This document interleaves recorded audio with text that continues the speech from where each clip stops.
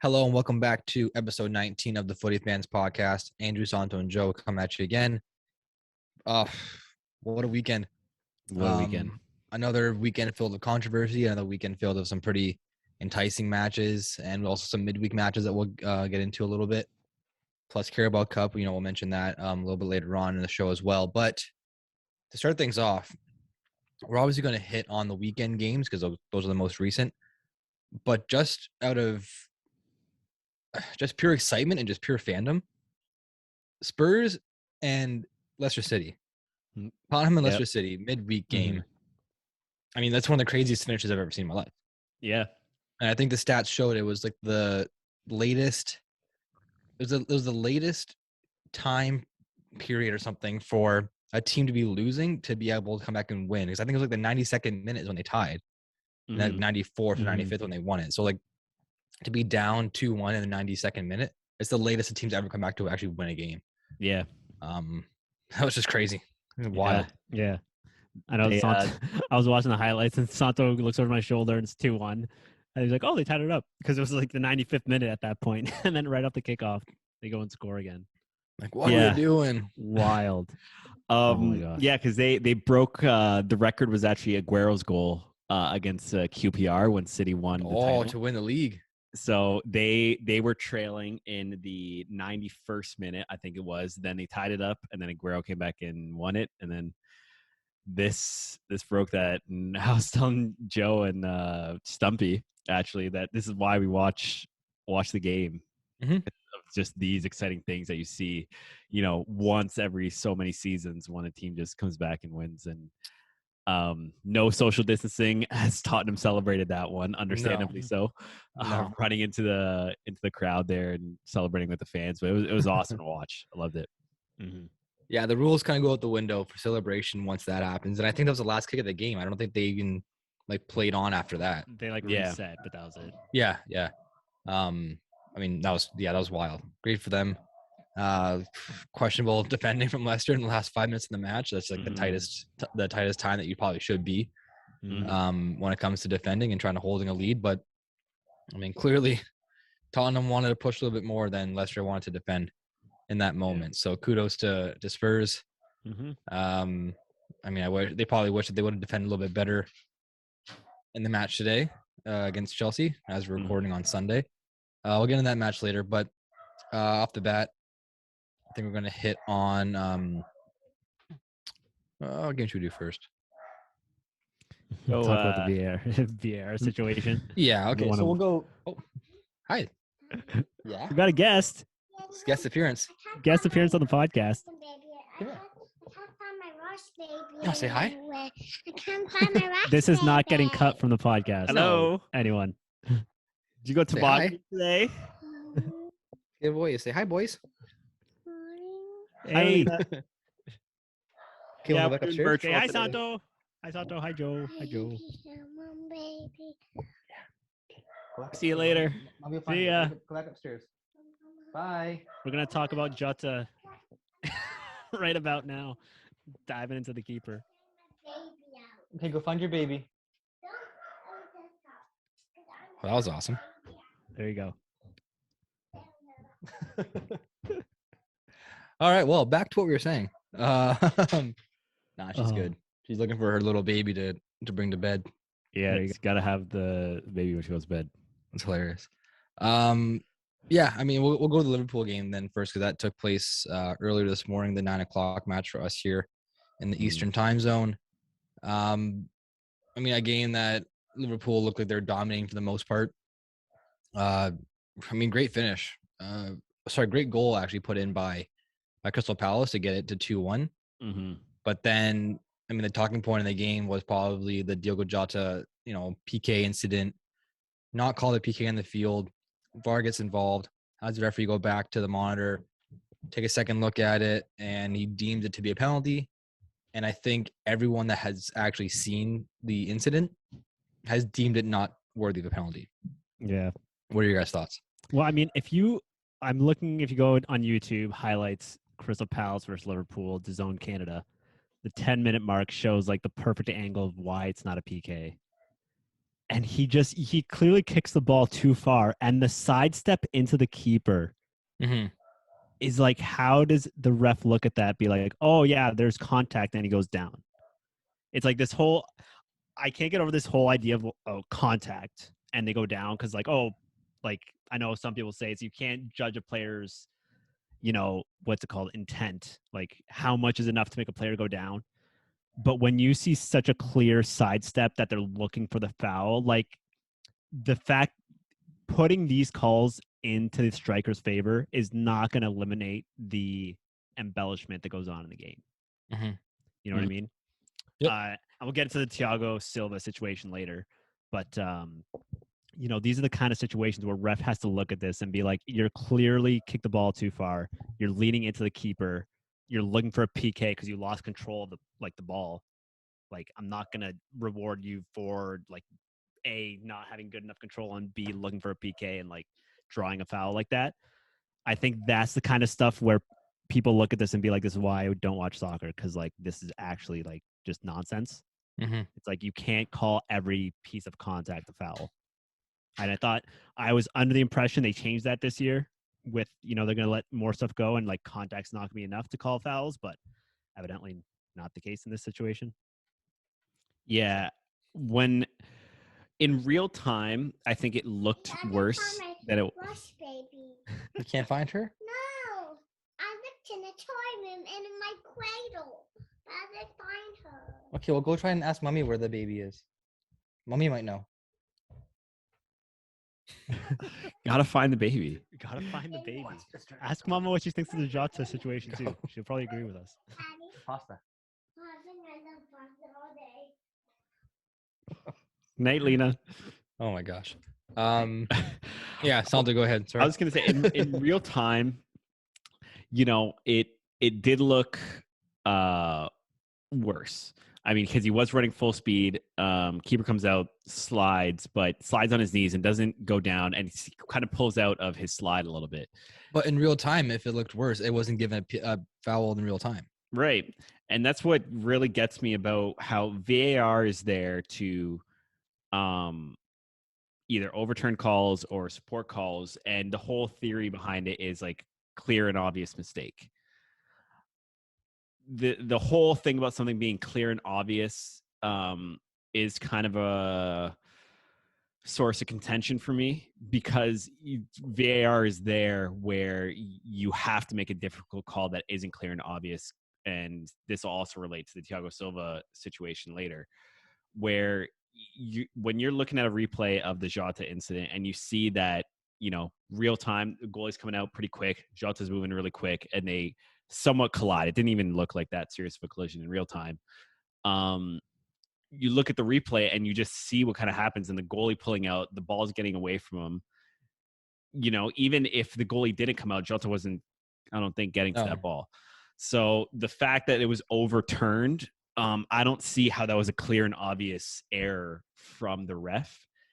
And that goes to the consistency issue of, you have other situations where, again, it's not a clear and obvious foul, but the VAR is standing on the field. So I don't know, very inconsistent. Saw this tweet by this Manchester City MCFC talk, I think is the name, where they were saying how VAR is tending to lead towards Liverpool and Man U, and obviously that's just kind of being biased talk, but it's just funny where you have such a close offside call with Man U and West Ham, and then Liverpool gets this call, and then meanwhile Tottenham is feeling pretty hard done by with what happened. So just another VAR incident that's probably going to be looked at for many, many months. Yeah, I feel like instead of doing like game by game breakdowns, we should just do the VAR incidents in each game, because there's so many. Well, that was this whole weekend. We can make a whole podcast just basically on the VAR infractions. Just the last thing to touch on with the Jota incident was, my gripe is that the ball was gone. Like even if the foul happened at the top of the box inside the 18, he still wouldn't have had time to get to the ball because he pushed it so far away. Like it's not. Yeah. I don't know. It's difficult to look at that and be like, this is a clear foul when there's no second chance of him getting the ball, even if he gets past the keeper in the first place. Yeah. So like in football, just for example, they can deem it's in NFL football, if someone is trying to catch the ball and they get fouled, but the ball is no way catchable, like if they deem it as an uncatchable pass and the guy still gets fouled on it, they can wave the flag because they're just saying there's no way he would have caught that anyways. If that ball was near him, then it's probably a foul, but it's thrown 15 feet over his head. Yeah. That's kind of the same thing that we're looking at here. It's being played past the keeper 10 yards or whatever it is with only 2 yards to spare before it goes out of play. How can he get to that ball? And like we touched on, he obviously did make that, gesture into the keeper and like he was baiting for the foul. He ran. I've never seen it that obvious where someone runs, sidesteps into the keeper that bad and goes over. Mm-hmm. Like, and I'm not sure who this ref is. I think he's a fairly experienced ref. Yeah, no, I know who you're talking about. Yeah, and it's like, how do you not look at that? It's like you clearly sidestepped into the keeper after you lost control of the ball. I'm so baffled. Like, just actually, I mean, before we started recording, I watched the replay for the first time and just like threw my head back. I couldn't believe it. Yeah. I don't know. It's tough, and then, like I said, we can look at every single game basically with VAR infractions, and I think if this one in particular, if it maybe was at a different point in the match, or if the game was like all square or something, they might look at it differently. The fact that it was in the 87th minute or so, and Liverpool had the 2-1 lead at the time, maybe that didn't come into like much of questioning. Yeah, as opposed to like the 60th minute, or the game was 0-0 or something. Heading into the last 10 minutes of the game, Fabinho converts on the penalty. Liverpool ends up with the 3-1 victory. I think Palace is kind of hard done by. They played pretty well that game. Like I said, I really like the goal that they scored. That pass from Schlupp onto, I forget who that was the player, but then the 2-0 basically on Alisson. He had no chance, but that was a really nice passing play by him. Yeah, to make that move work. So that was the early game for us on Sunday, and later on, the Chelsea game took place. The third time Chelsea's played Tottenham in the last 10 days, I believe, with all the other competitions going on domestically in England. Third time that Chelsea came out with a victory. And, I'm wearing the hat today. Last couple of podcasts, I've been hating on my boys a little bit, but, I mean, they played really, really good this game, I think. The first half was kind of dodgy for both sides a little bit. But I think second half, Chelsea kind of came on strong and proved like, okay, Andrew's an idiot for talking so bad about them all the time. Like, we can actually play. Like, we know what we're doing. And I think with Chelsea too, it's like they obviously have a lot of class on their team, but they really rely on individual players to be at their peak for them to do really, really well. And I think the main player for that reason, or the main player for that example, is Mason Mount. Like, when he's not cooking, they find it hard to create and make opportunities like in the attacking third of the field. But when Mount's on his game, which I think he was today, and he played pretty well. Obviously, he didn't score or anything like that, but just his movement and his creativity and his his attacking skill that he has, I think he's the player that Chelsea has to really rely on to generate attacking chances. And like I said, like when he's cooking, he's I mean, I'm not gonna say he's like one of the best in the world, but he's Chelsea's like talisman. He's like the guy they look to, to get going. I mean, the first half of the game, like I said, it was kind of dodgy for both sides, but the big talking point was the no call, or the call, however you want to look at it, in the Harry Kane, basically not tapping, but the Harry Kane finish in the first half he had a foul on Thiago Silva that was deemed. Was it deemed a foul on the field? It was deemed a foul on the field. Yeah. And then so they went to VAR to reverse it, and they said no. Yeah. You boys have a different opinion than I have, clearly. Yeah. I mean, I just want to touch, like, Chelsea did play pretty well first half. It was dodgy, like you said. Just the whole VAR incident leading up to, or with the Kane incident, kind of, I don't want to say ruined the game for me, but, scoring a goal that close to halftime, likely Tottenham goes into the half 1-0 up, which changes the complete complexion of the game. But yeah, I think it should have been overturned. Tottenham's going on a break. Kane and Silva are running full speed towards the net. Ball kind of gets pulled back. Thiago Silva understandably slows down when the ball gets played. Hayne does as well, and Hayne, I think, puts his hand out to brace himself from running into Silva with one hand, and I didn't really see any push. The only motion you saw to a push was Thiago Silva basically moving himself away from Harry Kane's hand, and then obviously he goes down, and for me it looked like a flop. Didn't think there was enough contact where someone would actually go down. I think Silva probably knew what he was doing. Kane turns and puts it in, and I was just shocked that it didn't get turned over. It was actually interesting. I think it was Jim Proudfoot, one of the commentators, said, "No, this goal is going to stand. Like not a foul." And they were shocked as well that it didn't get turned over. So I don't know. This is one of those things where it goes back to the clear and obvious error where I think VAR is put in place so you don't have defenders flopping and trying to draw a foul from a forward who are obviously finding it hard enough as it is to not get goals overturned with millimeters being measured for offside and whatnot. So just to see this get overturned, it did look bad though. How Chelsea, it did look bad.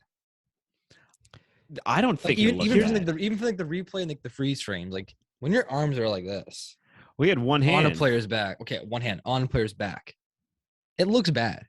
I mean, the issue I have with it is the fact that, like, if you're 2 feet away from me and my hand's on your back and I actually push you, that's one thing. The fact that Thiago Silva's obviously overrun the ball and then slows down and then feels a hand on his back and then goes over, I think that's the issue.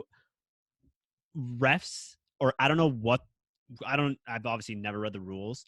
The fact that, like, and I'm sure the refs are smart enough to do this, the fact that they can't discern someone actually diving to draw a foul and what an actual foul is with this much experience is, I think, what frustrates a lot of us who like know the game very well, and a lot of neutral people. They're like, he's obviously diving and everyone knows he is. Yeah. But they're going by the rules so hard. But it's like, oh, but it's contact and his hand's on the back, so I have to call it. It's like, not really. Like, I think, and I go back to this, I think the new rules came out saying like they're not going to call every single point like contact a foul. So that's my frustration. If like the refs, like they're not dumb, they can obviously discern. Like there's going to be some like very difficult ones, but ones like these where everyone knows that he's looking for the foul and diving accordingly using his experience, people call it. I think if VAR is not going to overturn those and refs can't look at that and say like, no, you're looking for the foul and you're falling because you made a mistake, you overran the ball, they're never going to get diving out of the game if they're not willing to like look at something and make a like conscious, intelligent decision as to what a player's trying to do in those situations. And that's my frustration. Like I said before, if they saw that in the middle of the field, I would bank 9 times out of 10 they're not going to call it. They're like, no, you overran the ball and you're looking for a foul. You Yeah, most likely. That's my frustration with it. And a lot of people are going to say it's like, no, it's a foul, like he pushed him. It's like, sure, but like everyone knows what actually happened in that situation. And the fact that it's not overturned, I can see Tottenham being very frustrated about it. Well, what bothers me is that you mentioned, they made the new rule change and they're not going to call everything. But that being said, it's still based on the referee's discretion of like when he picks and chooses to call the play, like call the foul. Yeah. It's not like they could say that in the rule book, then they'll say, but if it's in the 18-yard box, then they're probably going to call it. But if it's at midfield, they probably won't call it. Yeah. And it's like, that's, again, I don't know if that's stated in the rule book and like some fine print in the bottom of the page or something. But that's what bothers us because, like you just said, that's not called 40 yards away. Yeah. But it's in the box. And we see that both ways, whether it be a penalty or, a foul, like how it is. Mm-hmm. And like to get the diving out of the game, I know before they've done it. I think they've done it less and less frequently is actually give out yellow cards for diving.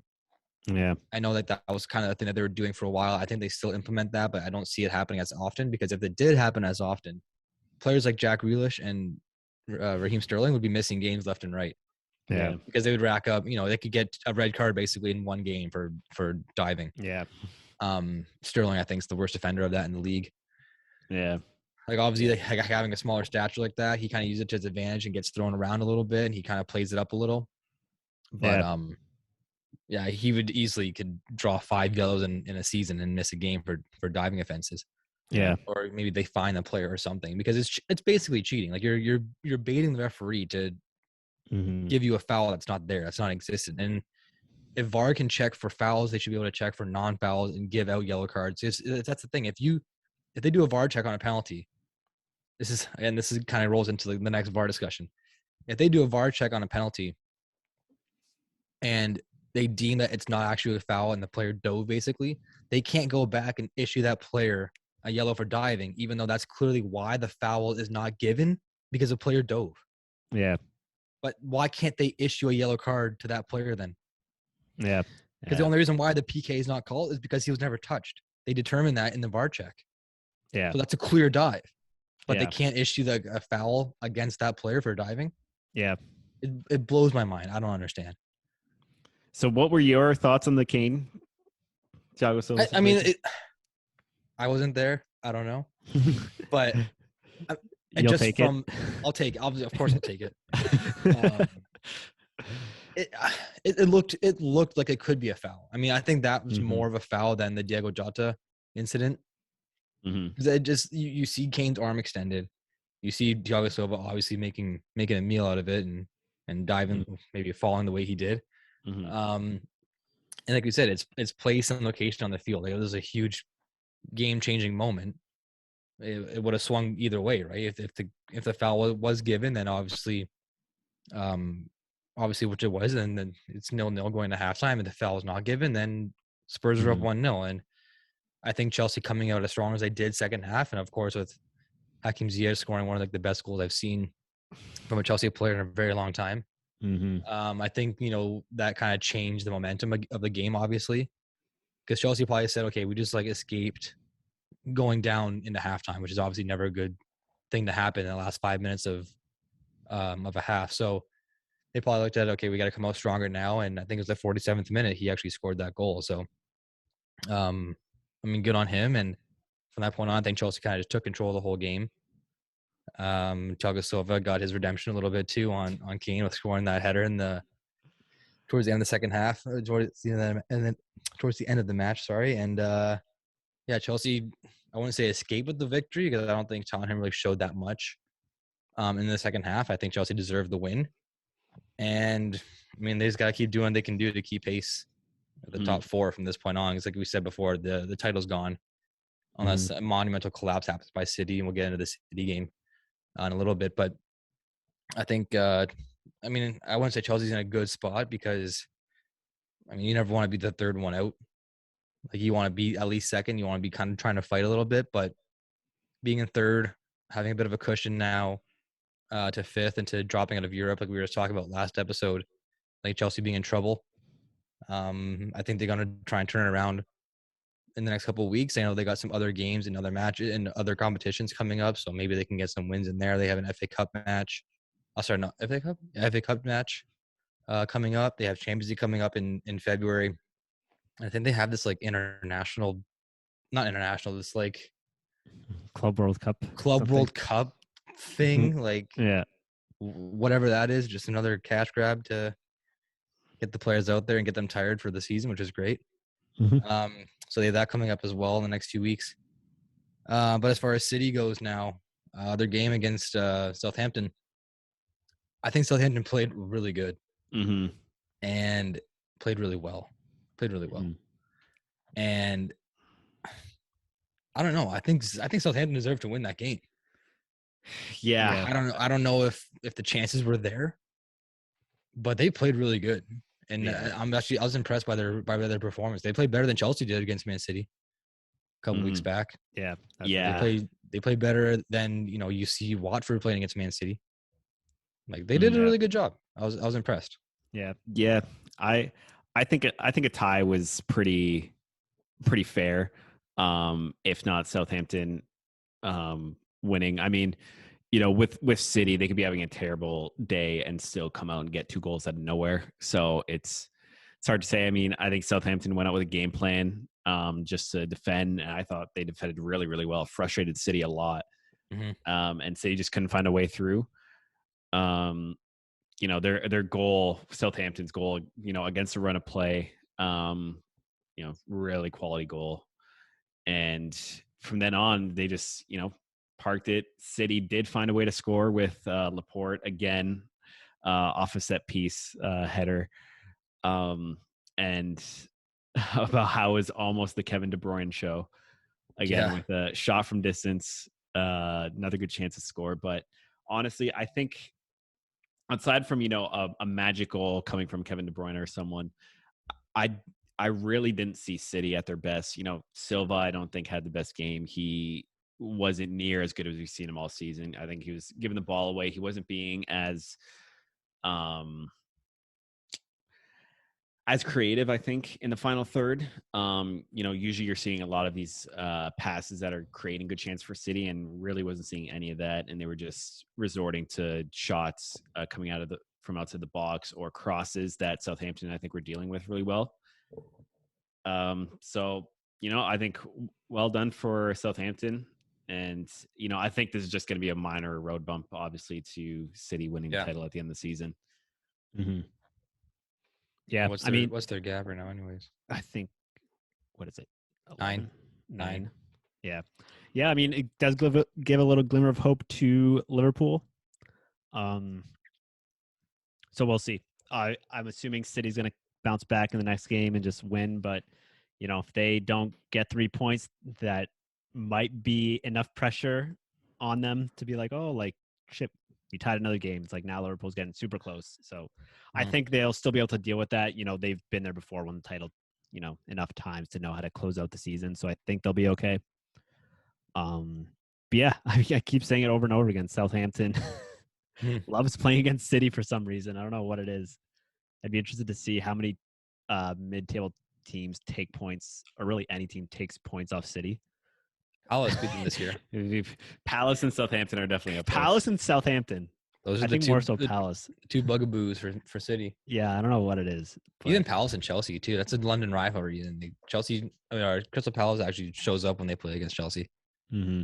I was gonna say, so we've seen it time and time again, even in our own experiences, and in playing. When you play a lower side or a team that's just not as good as you, sometimes you like, quote, dumb down your play. Mm-hmm. Like you play to the level that you're playing against. I'm not gonna, Southampton is the Premier League side. They're not like a dumbed down side. Yeah. But clearly they're not in the top half of the table for a reason. But when teams like that match up for whatever reason on like any given Sunday, any given Saturday when they're playing, sometimes you just can't solve them. Yeah. For whatever it is. And like you can watch City go out and beat a team like who they destroyed, Norwich. Norwich is Norwich. But they beat Norwich 5-0 earlier this season in August. They beat Brighton 4-1. They beat up Leicester 6-3. They beat up Newcastle 4-0, 7-0 against Leeds. But then you just get matched up against the Southampton side, who's let's see like their little run of form. Southampton lost against Wolves. They beat up on Brentford 4-1. They drew Tottenham a couple weeks ago. They beat West Ham on Boxing Day. So they've had a little run of form that's like been impressive for them. And I mean, I don't know if they're going to like turn the whole season around and jump up into a top 10 spot. They're only 1 point out actually from getting into 10th place right now. So they're not having a terrible season by any means. But like I said, you just kind of get matched up against these sides that are just kind of on a roll, or it's one of those like trap games. And you just, I mean, it's obviously at St. Mary's Stadium. So, the Southampton fans are going to be raucous there. And whenever a big side shows up, they always, get a little extra gear, in their step. And they played really good, man. And like I said before, we had multiple VAR checks all weekend. And another one here that just kind of confused me again. I'm not going to make a huge deal about this one, but there was a VAR check for penalty for a foul that took place outside the box. It took over 2 minutes to review this one, which is a long, long time, as we know. Yeah. In the world of football, like 2 minutes is 20 minutes.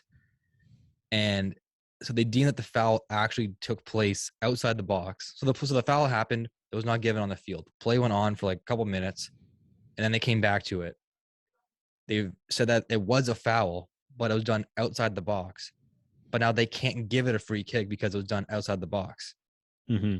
So like VAR can't issue a free kick for the foul, but they can say it was a foul, but it's not a penalty because it's not inside. It just the stipulations in VAR and like every little minor detail that gets put into whatever description VAR is, it's just too much. Yeah. If you're saying that it's not a penalty because it's not inside the box, but you're saying it actually is a foul but took place outside the box, then it should be given a foul. It should be given as a free kick. Yeah. Because you're saying a foul happened. Yes, it was missed by the referee, but that's why you're going back and looking at it again. So it's so confusing to me. Yeah. It's so confusing. Yeah, I mean, it's one of those things where the scope of VAR, like we know, is just for PKs, red cards, that sort of thing, and not for regular free kicks and yellow cards. So that's the really big, I guess, loophole where if something's so close to being a PK and you have to see if it was inside the box, but if the ref doesn't give it on the field, VAR doesn't have the scope of work to say, this was a foul outside the box. Really, they're just determining if a foul was inside the box. So it's one of those things where maybe. Go ahead. Well, I was going to say where maybe, you might see refs when there's really close calls like that. They'll make a call to give a foul outside the box. Because my whole question is, was nothing given because the ref was assuming it was a PK and thought it was too soft for a PK and didn't consider that it might have been outside the box. So but in the back of his mind, he's saying that VAR can check that and like cover him. Yeah. So they'll check it for a PK, but they still didn't. They missed it basically. They didn't allow it to be what it was, which is a foul. Mm-hmm. Right. Yeah. So crazy. Which is interesting because if the ref gave a PK, it would have been a free kick outside the box. If the ref called it a PK, they would have VAR checked it and said like, "Oh no, it's outside the box," and then it would have been a free kick outside the box because the foul was called on the field. Yeah. Yep. Oh man, so, very strange. It's kind of frustrating. I can understand why that's the rule, but I still go back to there's still some kinks. I don't know why they're not like really looking at this. And like how someone high up's not looking at the Diogo. I'm still going back to this. I'm still rattled about the lean into the goalie. How someone's not looking at that and like getting some people together and being like, we have to like address this situation of embellishment and contact because people are going to this and like getting super frustrated. Or maybe they're just like going to keep doing it because it creates a buzz and they want to get like people riled up. But that's not the right reason. I know. But look what we're doing now. We're doing a whole podcast on it. Exactly. But like, long term for like the health of the game, people are going to, it's going to be great for like when it happens, but long term, you're going to get more and more people fed up and be like, this is just getting like very ridiculous. But that being said, if VAR is going to play like the big brother role, like they have with like looking at every little infraction, then they should have the authority to make decisions on every single infraction or just get rid of them. Yeah. Because then it's like you're floating this like weird line of now like, yes, we know it's a foul, but we can't give it a foul, but it looks like a foul, but should it be a foul? Is it red? Is it yellow? But we can't decide, so we're going to make it orange.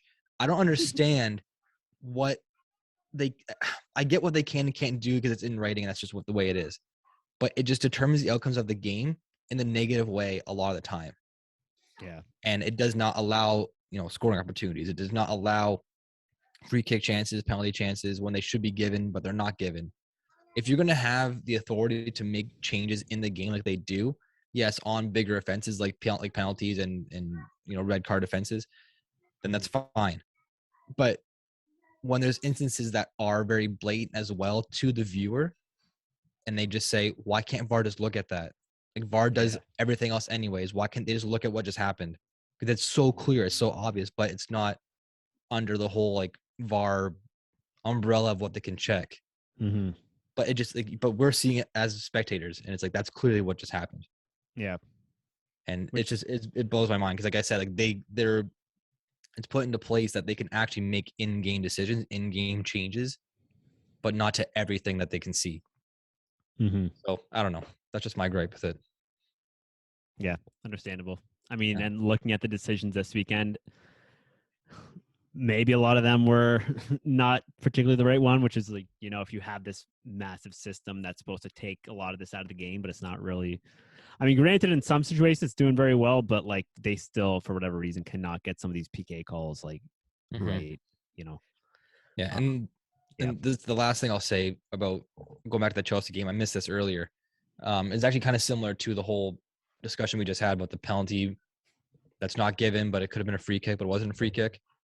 Malang Sarr got his leg almost taken off. Yeah, that was scary. By Matt Doherty, and I think, Mm. like again, it was not given a foul.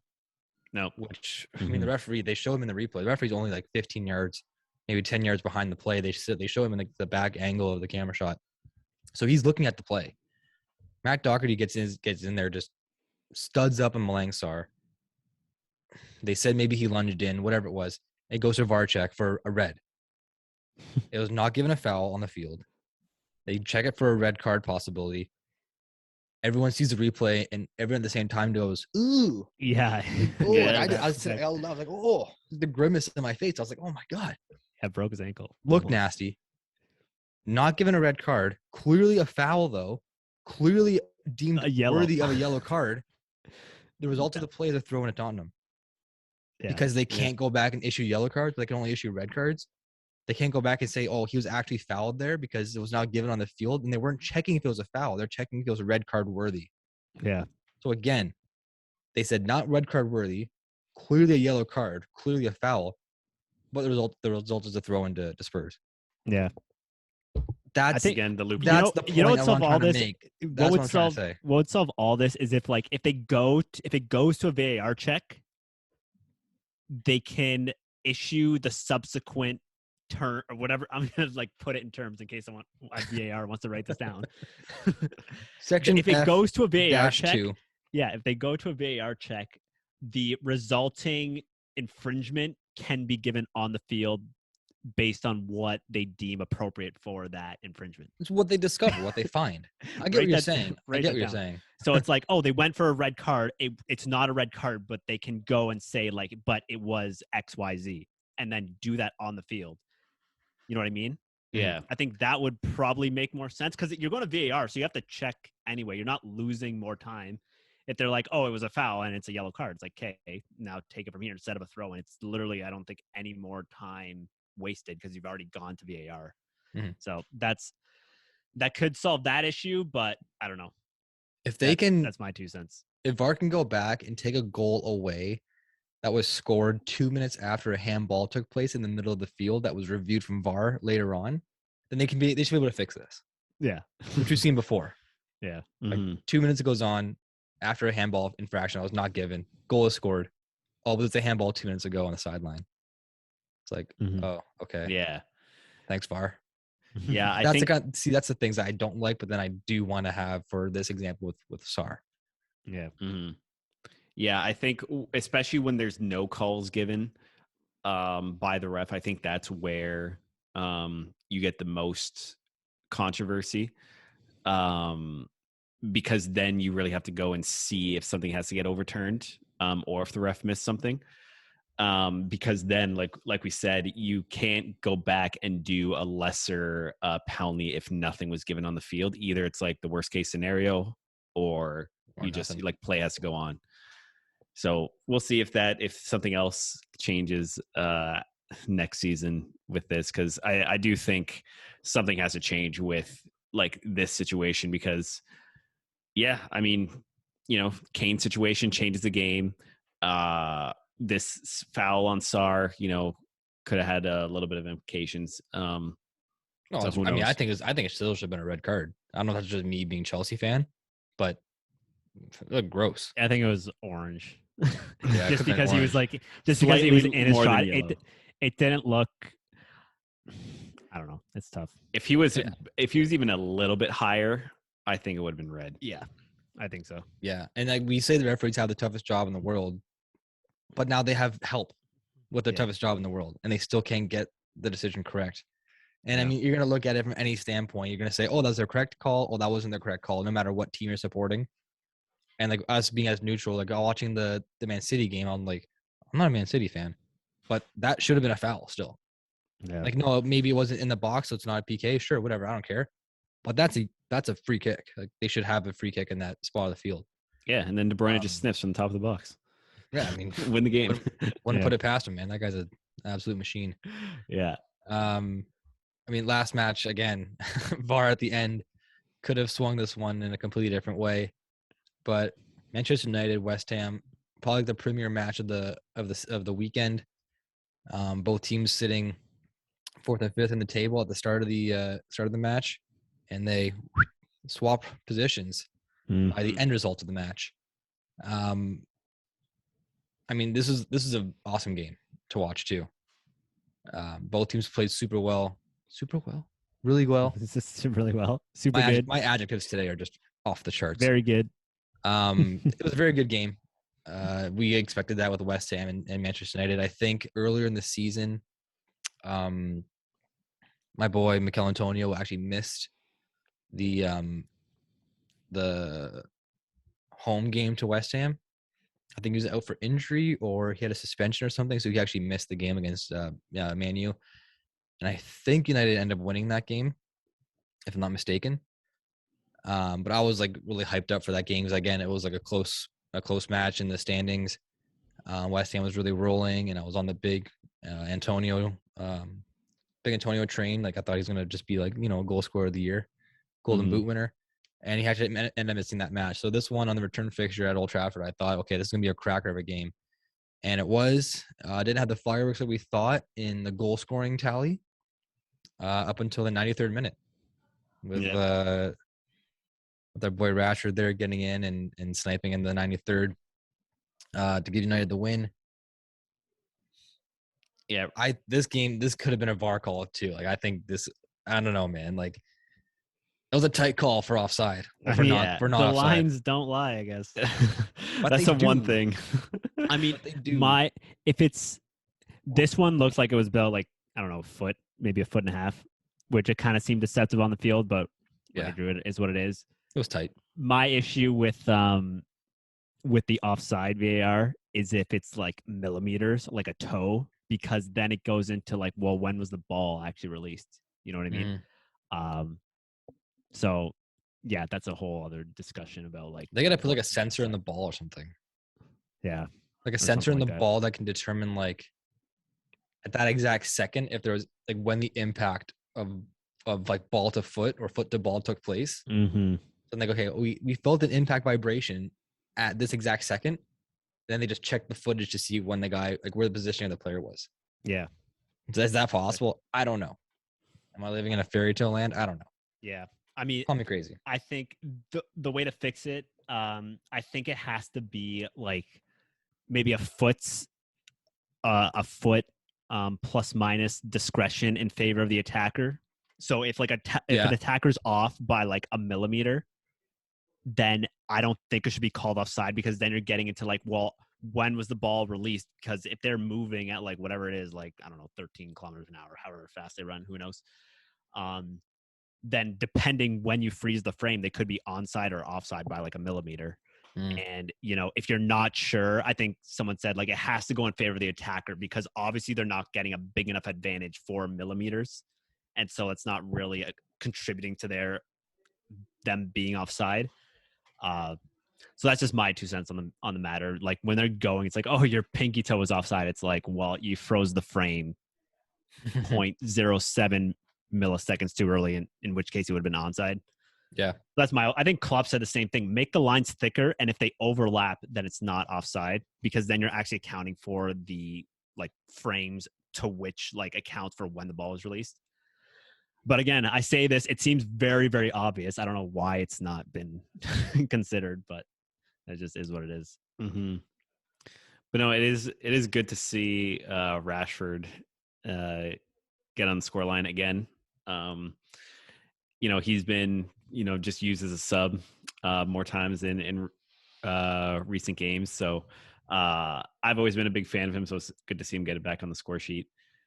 like just a massive goal for him at Old Trafford late in the game, putting him ahead of West Ham. Now that's a goal he needed. I think that's a goal the club needed. Because obviously they're just battling for fourth with West Ham and Tottenham, assuming they will get some points from their games in hand. So it's going to be tight. It's going to be a really good European battle, and this is one that Man U definitely needed. And I mean, give credit to Rangnick where it's due. I mean, since he's been appointed there, United only had one loss in the Premier League. I'm not sure what they've done in international or other domestic competitions, but in the Prem they've only lost to Wolves beginning of January earlier this month.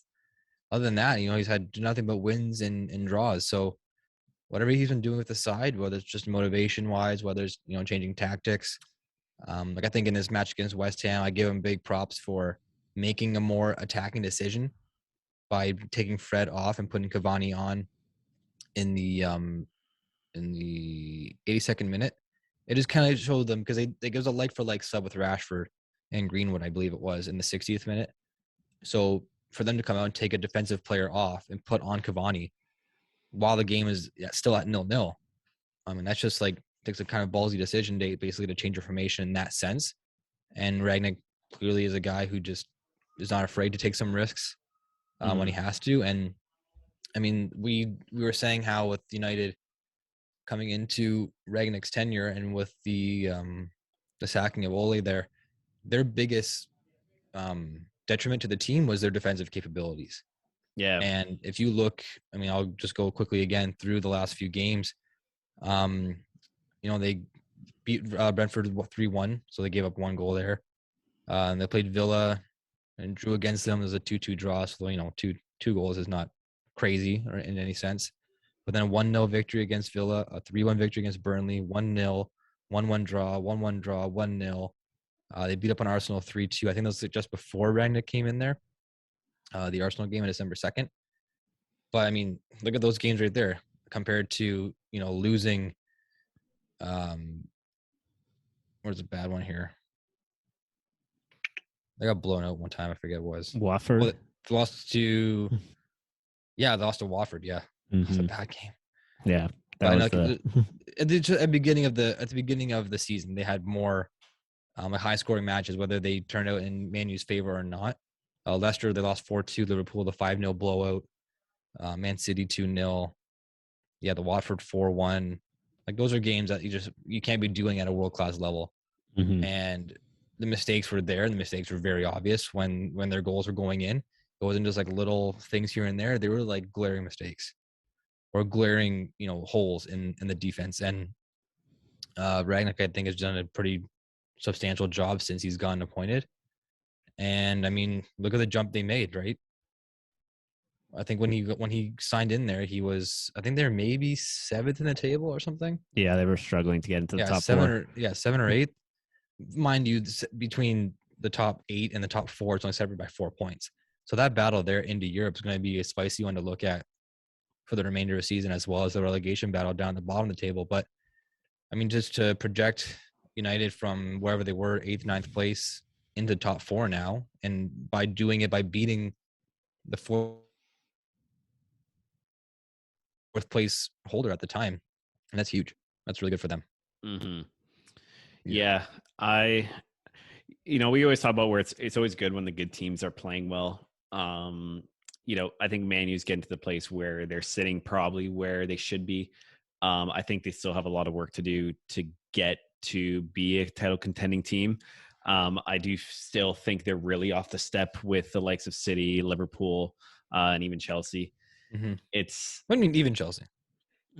Well, Chelsea, Man U we've win their talked about 2 it games in before hand. where Chelsea and even Liverpool are just, a few injuries away from, being in trouble and having, they do have those dips in their run of form. Whereas, teams like City and other top teams like Bayern, where you're really expecting really, really good form week in, week out, no matter who you're missing. I do think Chelsea and Liverpool are maybe just like a couple signings away from getting to that place where I think Man U still have a good amount of work to do to get to that point. With Chelsea, they're just one Timo Werner start away from crumbling. That's all it is, That's man. it. That's all it is. Yeah. I don't want to see that guy's feet on the field anymore. Yeah. Unless we have to. Unless it's like we're winning 5-0. Okay, team will get in there or something. We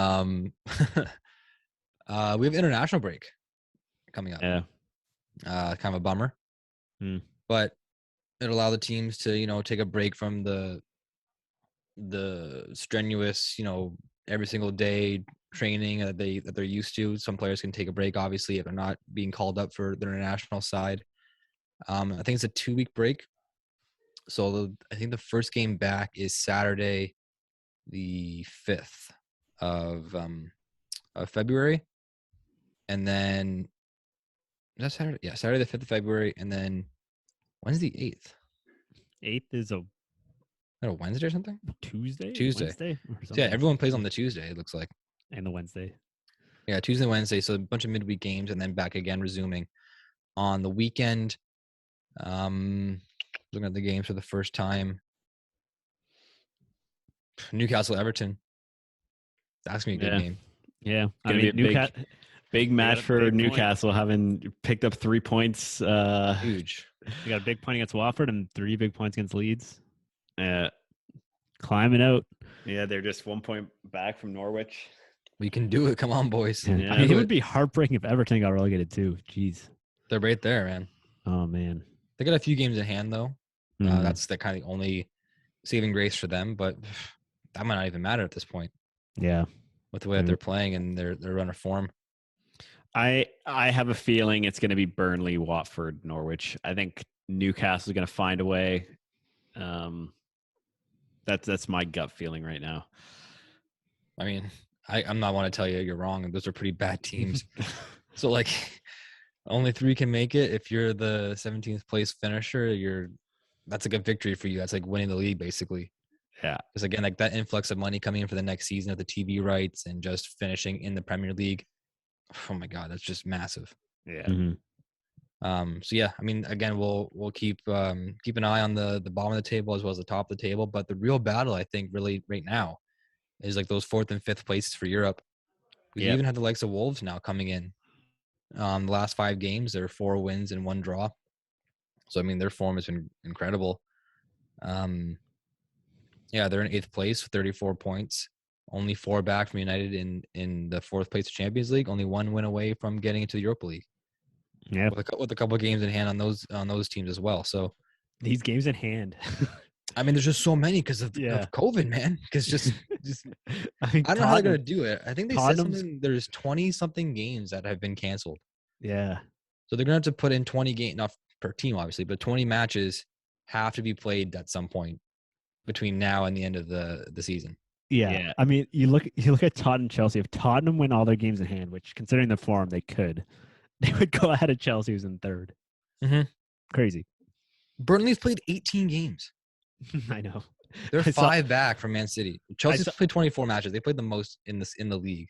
Shout out to whoever made this meme, but they're like, "Oh, City thinks they win the title, but Burnley's face when they win their 7,454 games in hand," and just shot his face, smiling. That's awesome. Play 5 more. Like that's the thing, right? Burnley. They played 6 less games than Chelsea. That's crazy. Yeah, that's what I mean. 6, 12, 18 points, 40 points. Nope, 30 points. Where did they put them? I'll put them in 9th place if they win out. Yeah. If Burnley wins out, they're in 9th. Yeah, but Burnley have to win out. Yeah, I mean, I got a better chance of winning out than Burnley. I'm not sure what that means. Yeah. As far as us, though, for an international break, are we going to try and get together next weekend? Or are you guys busy? No, yeah. I think we do. It's Canada-US next weekend. I think 8 o'clock kickoff. Yeah. We can figure something out. We can chat. We'll see what happens. I'm sure there'll be things that come up that we can inevitably talk about. Yeah. Maybe some Newcastle signing that blows the socks off. Oh, it's a good point, actually. Yeah. By the time of the next episode, there'll only be a few days left in the transfer window for January.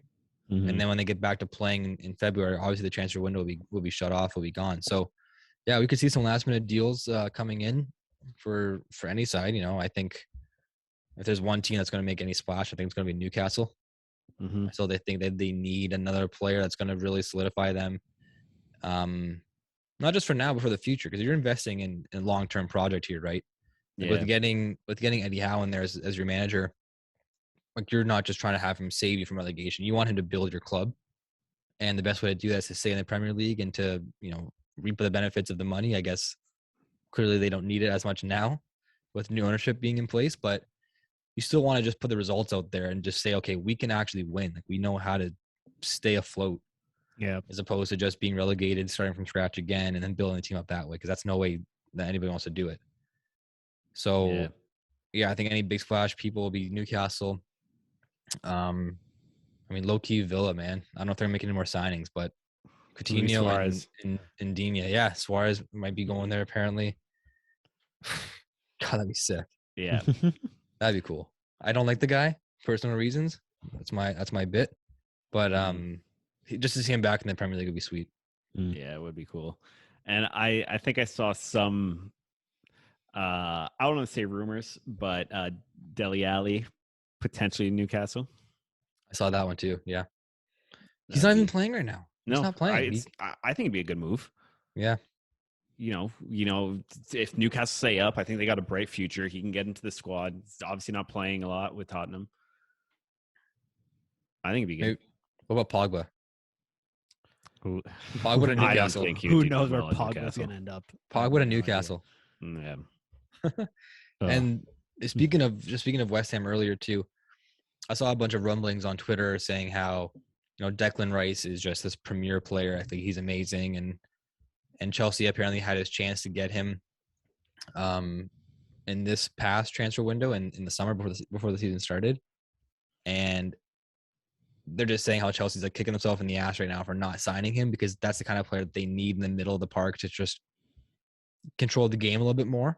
Mm-hmm. And people are saying how they're just kicking themselves inside, saying that Chelsea had this chance, and they're going to be pissed to see him in either the sky blue or the deep red of United next year, because he's touted to go somewhere. It's just difficult when you have a player at his stature and like what he does and what he is for the club.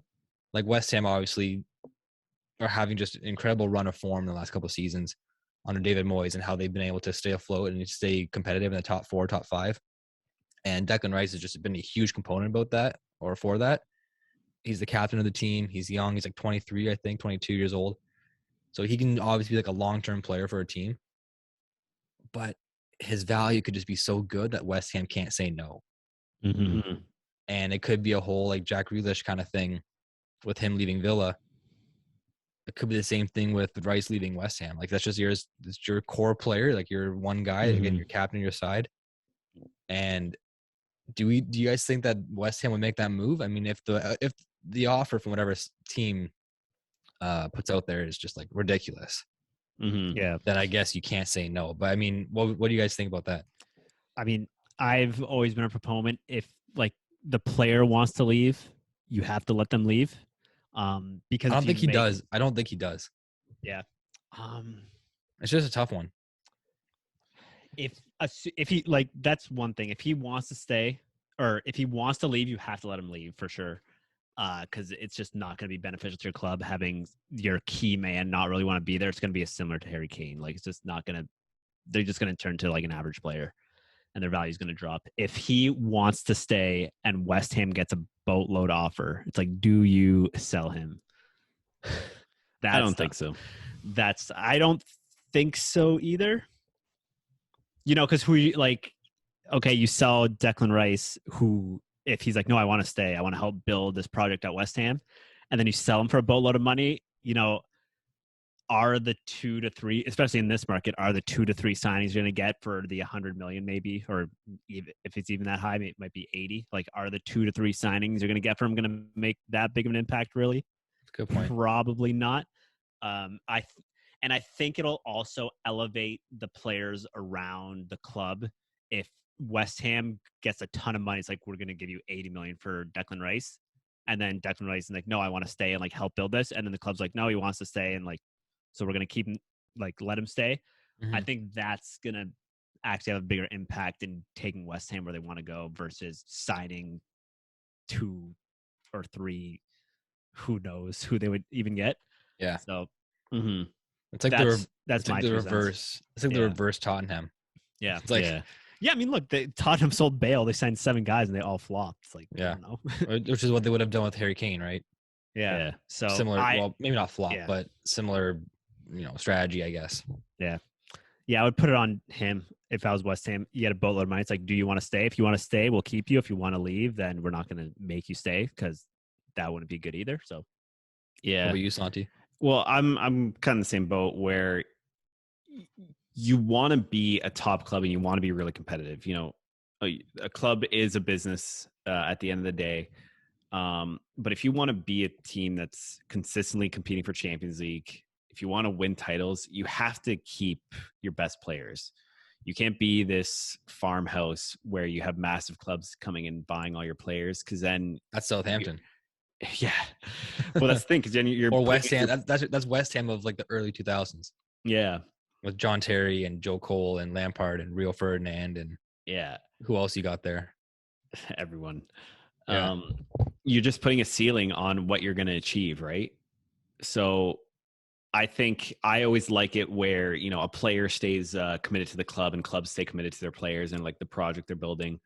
They're obviously in the league to win just as much as making money. Obviously you have to stay afloat with your finances. Otherwise you don't have a team. I would like to see him stay. I'd like to see teams just hang on to their players and just build an actual project and make the league more competitive instead of just signing players away once they get a massive offer.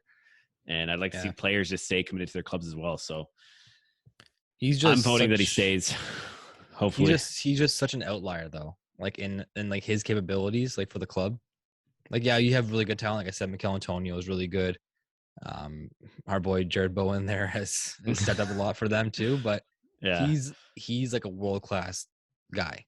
Like he has got that potential, I think. Like he was playing like all the minutes that he could for England in the Euros this season, coming off barely playing any international competitions before that because he was so young and so new. And then the last couple of seasons that he's had, I just like boosted his stock like crazy and kind of put him on the scene for the player that he is and the player he could be for the future. So a lot of teams are trying to bite at him and say, okay, we want to get this guy now while he's young and develop into like our side of the team and our culture. Because what he's been doing at West Ham, like I said, he's the captain of the side. He's playing with guys that are a lot older than him, but they still look up to him as like a leader type. So, I mean, for that guy to be as important as he is to West Ham, he could equally be as important to that somewhere else. And West Ham will get a boatload of cash for him. So it's like, do you let him go? Do you keep him? Like, it's a tough one. Yeah, I think you need him if you want to win Champions League or if you want to get into Champions League, let alone win. So 2023. How much money are you going to get if you're consistently, performing well as a club, right?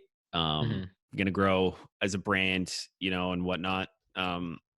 You got to do something. Like if you're a West Ham fan, you're not in it to see your team finish 7th every season. Right. You want to go see a Champions League game against Bayern Munich or something, right? And it wasn't so long ago either that West Ham was not even in conversation. Like there was times they were finishing 13th, 15th in the season, close to relegation at times too. Getting the new stadium that they have in London there, like right in the heart of London, was huge for them, a huge investment in the side. And that was maybe 4 or 5 seasons ago. But I remember right before that, they were poop. Like they weren't doing good at all. And then they get this brand new stadium, like 60,000 seat London Stadium, whatever it is. But since they've kind of made those moves and brought David Moyes in, like they've done a really good job in their management and their scouting and their player development. West Ham's a sneaky little club that's here to stay, I think, for the future. Yeah. Yep. Like I stated before, we have international break coming up the next 2 weeks, so there will be no EPL matches. I'm not even sure if there's like any domestic, cups, FA Cup, nothing like that. So, like I said, the Premier League will be back the week of February 5th. That's the one and only match on the Saturday, and then February 8th and 9th is officially match day 24, or for some teams it's match day 20. For Burnley, it's match day 19. So I don't know. It is a match day. It is a match day. There will be footy to watch on the 8th and 9th of February. Are we all good, boys? We're good. Yeah. All right. I want to thank everyone for tuning in, for listening, for watching. As always, you can get us on YouTube. Search Footy Phans, Phans. On Twitter, Footy_Phans. On Instagram, Footy Phans Podcast. Those are all the outlets. On YouTube, you guys can like, subscribe to the video, or subscribe to the channel. Really help us out. Joe, hit that smash. Smash that like button, subscribe, and hit the bell for notifications. There it I don't is. even. One day you guys are gonna write. There it is. I want to thank everyone for listening in, and as always, we'll tune in next week after some of the week's action. Ciao, everyone. See ya. Ciao. Bye.